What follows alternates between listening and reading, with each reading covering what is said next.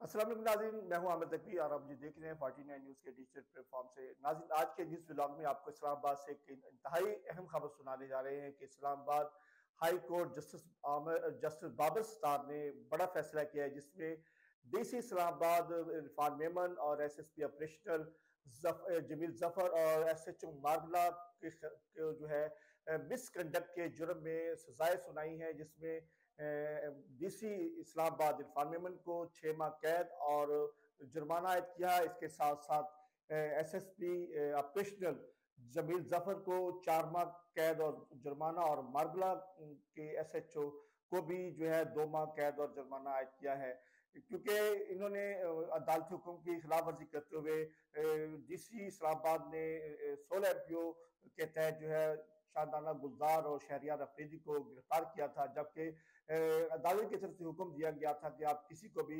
जो है 16 एमपीओ के तहत गिरफ्तार नहीं करेंगे। तो इनकी खिलाफ वर्जी की थी और डीसी कसूर ने 16 एमपीओ के तहत शादाना गुलजार और शहरियार अफरीदी को गिरफ्तार कराया था, जिसमें वो काफी देर कैद भी रहे। तो इस जो है इस तौहीन अदालत की जो है वो समाअत हो रही थी कि आज Islamabad high court justice Babar Sattar ने बहुत बड़ा फैसला करते हुए इनको जो है सजाएं सुना दी हैं। तो जैसे ही सजाएं आई हैं, तो इस्लामाबाद पुलिस के ऑफिशियल ट्विटर हैंडल से एक ट्वीट हुआ है, जिसमें उन्होंने कहा है कि इस्लामाबाद पुलिस जो है अपने इस फैसले के खिलाफ विड्रा कोर्ट अपील करेगी। और इसके साथ साथ जो इस्लामाबाद पुलिस और डीसी कसूर ने अपने अख्तियारात का कोई नजायज फायदा नहीं उठाया। उन्होंने ये तमाम काम जो है अमन व अमा की सूरत को कायम रखने के लिए किया है। तो उनका ये भी कहना था कि ये कार्रवाई जो है कानून के मुताबिक आगे बढ़ाई जाएगी, और जब तक ये अदालत का हतमी फैसला नहीं आता, तो तब तक ये जो अपनी सीटों पे काम करेंगे। अगर देखा जाए तो ये जो ट्वीट है ये बड़ा ही अजीब है, और ये चाहिए था कि जब अदालत ने इनको मिसकंडक्ट में सजाएं सुनाई थी तो इनको डी सीट कर दिया जाता। इंट्रा कोर्ट अपील उनका हक है, वो अगर अपील करना चाहते हैं तो उनका हक है।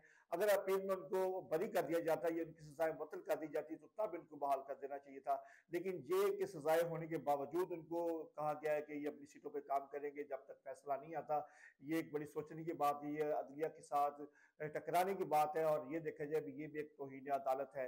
तो नाज़रीन, ये था आज की अहम खबर जो हम आपको आपके सामने पेश की। उम्मीद है कि आपको हमारी तमाम अपडेट पसंद आती होगी। आपसे गुजारिश है कि आप हमारे फेसबुक पेज को लाइक करें और हमारे यूट्यूब चैनल को सब्सक्राइब और कमेंट करें, ताकि तमाम अपडेट्स आप तक पहुंचती रहें।